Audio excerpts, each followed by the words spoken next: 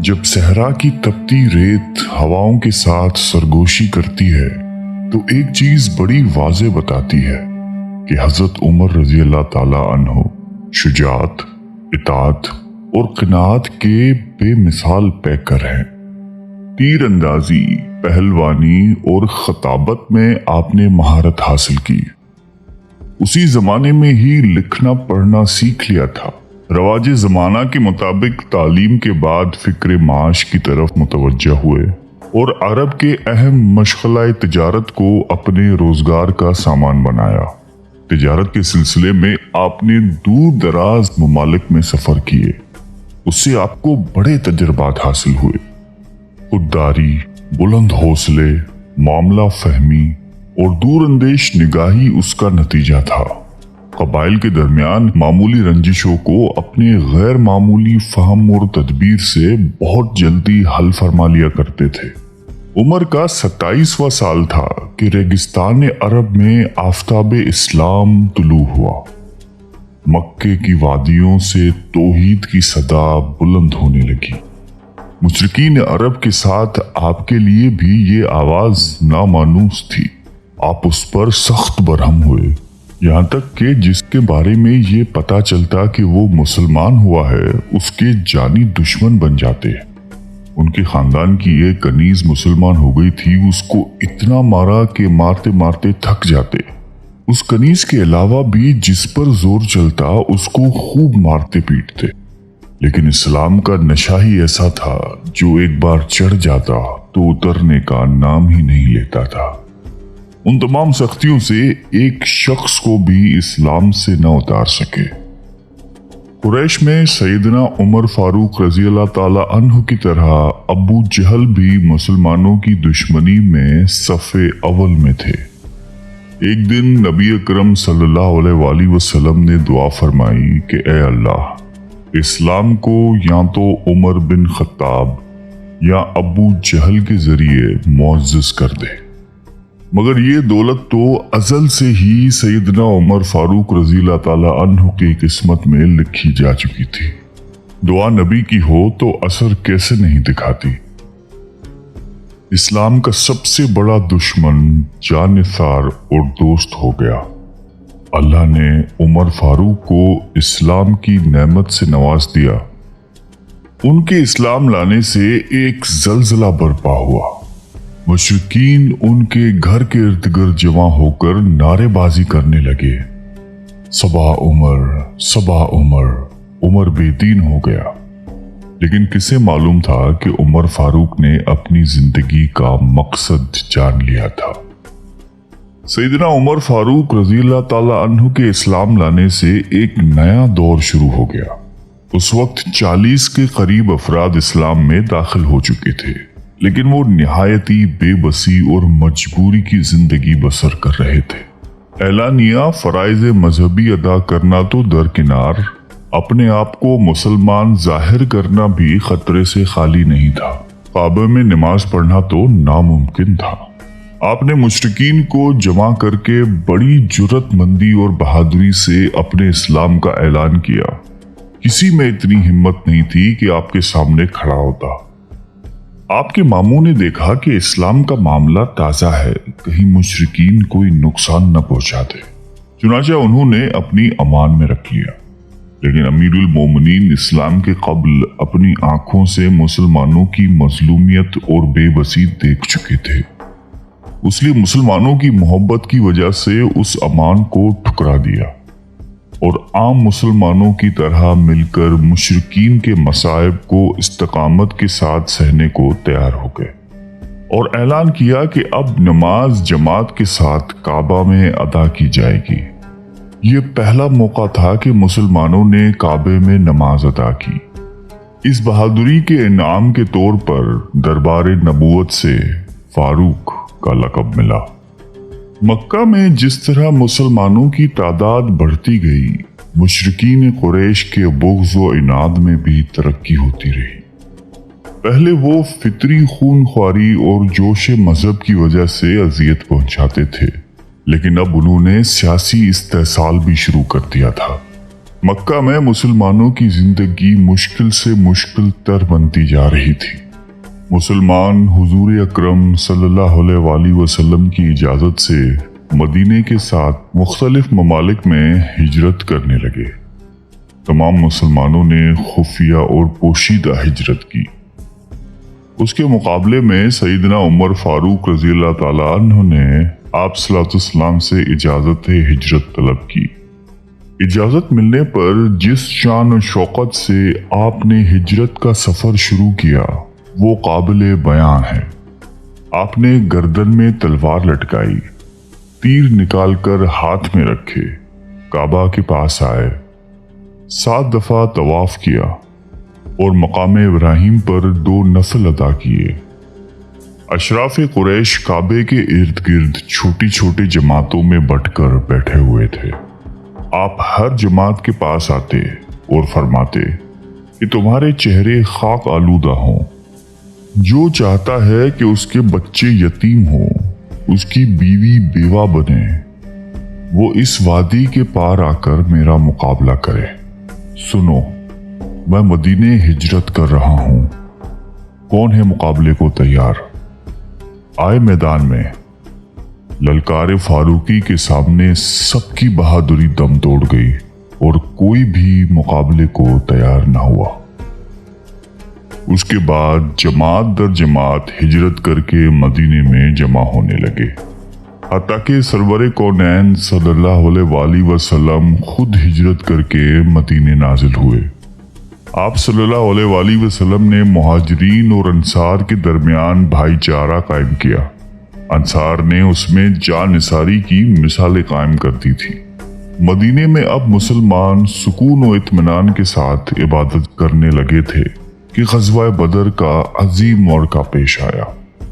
امیر المومنین اس موقع میں حضور اکرم صلی اللہ علیہ وآلہ وسلم کے لیے اپنی مدبرانہ رائے، معاملہ فہمی اور شجاعت و بہادری سے دست بازو بنے رہے۔ اس موقع میں مسلمان سرخرو ہوئے، کامیابی اور کامرانی ان کا نصیب بنی اور کفار کو شکست سے دوچار ہونا پڑا۔ اس موقع میں سرداران قریش کی بڑی تعداد گرفتار ہوئی۔ اس بات پر بحث ہونے لگی کہ ان کے ساتھ کیا معاملہ کیا جائے۔ سیدنا ابو بکر صدیق رضی اللہ تعالیٰ عنہ اور دیگر صحابہ کی رائے یہ تھی کہ ان سے فدیہ لے کر آزاد کر دیا جائے، جبکہ امیر المومنین کی رائے تھی کہ ان سب کو قتل کر دیا جائے۔ آپ علیہ السلام نے حضرت ابو بکر صدیق رضی اللہ تعالیٰ عنہ اور اکثر صحابہ کی رائے پر عمل کرتے ہوئے ان تمام کو فدیہ لے کر آزاد کر دیا۔ اس کے علاوہ آپ نے جنگ احد، خندق، خیبر اور فتح مکہ جیسے عظیم موقعوں میں نمایاں خدمات سر انجام دی۔ سیدنا ابو بکر صدیق رضی اللہ تعالیٰ عنہ کی وفات کے بعد آپ خلافت میں آئے۔ اپنے 10 سال کی دور خلافت میں فارس، روم، ایران، عراق، شام، بیت المقدس جیسے عظیم سلطنتوں کو فتح کیا، وقت کے فرعونوں کی حکومت کے تختے الٹ دیے، پوری دنیا میں اسلام کا ڈنگا بجا دیا۔ اپنے دور خلافت میں ملکی نظم و نسق کو باقاعدہ منظم کیا۔ آپ کی حکومت میں ملک کے تمام ضروری شعبے وجود میں آ چکے تھے۔ اپنے مملکت کو صوبوں اور ضلعوں میں تقسیم کیا۔ ہر صوبے میں بڑے عہدیدار مقرر کیے، جن میں حاکم صوبہ، قاضی، فوجی محکمہ، منشی، کلارک وغیرہ شامل تھے۔ ملکی و قومی مسائل مجلس شوری میں پیش ہو کر طے پاتے تھے۔ آپ اپنے دور خلافت میں حکام اور حکومی ملازمین کی کڑی نگرانی کرتے تھے۔ اگر ضرورت پڑتی تو عدالت کے کٹہرے میں لا کر کھڑا کر دیتے تھے۔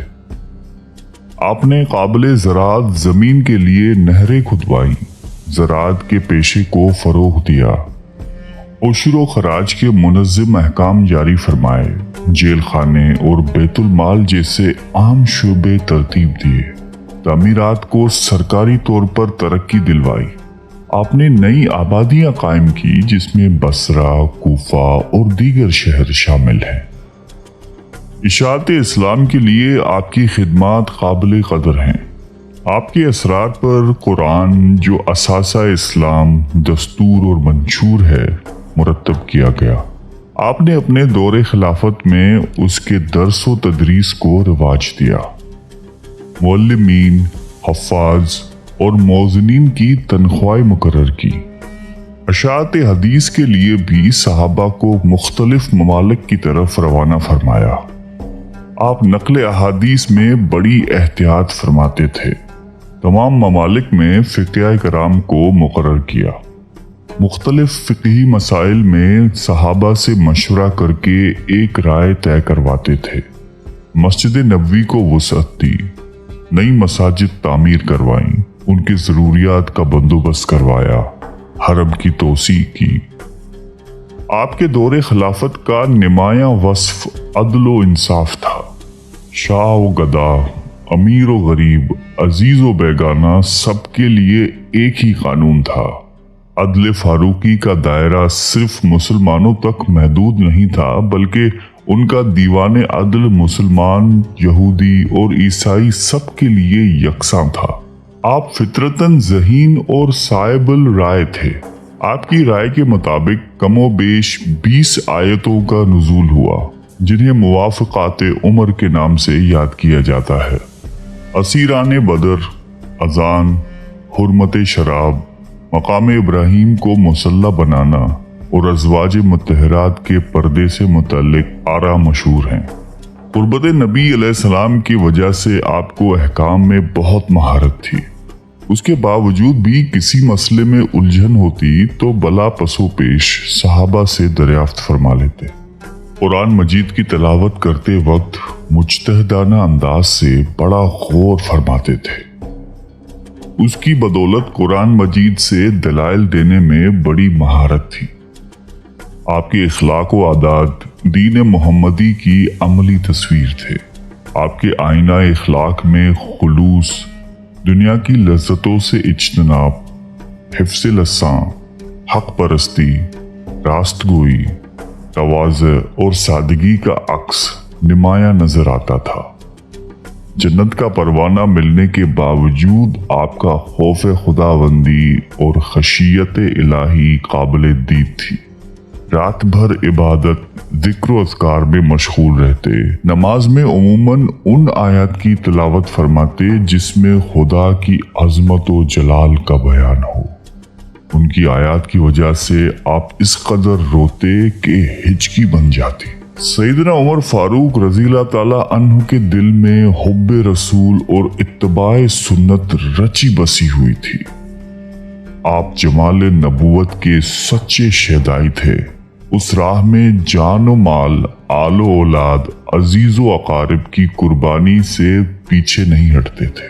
زہد و قناعت کا پیکر تھے۔ دنیا کی طلب، حب جاہ و مال سے نفرت فرماتے تھے۔ آپ کی زندگی نہایت سادہ تھی۔ کھانے میں بغیر چھنے ہوئے آٹے کی معمولی روٹی اور روغن زیتون ہوتا تھا۔ خلافت ملنے کے بعد نہایت محتاط ہو گئے تھے۔ فقر و فاقہ اور تنگ دستی سے زندگی بسر کر لیتے تھے۔ نہایتی متواضع شخصیت کے مالک تھے۔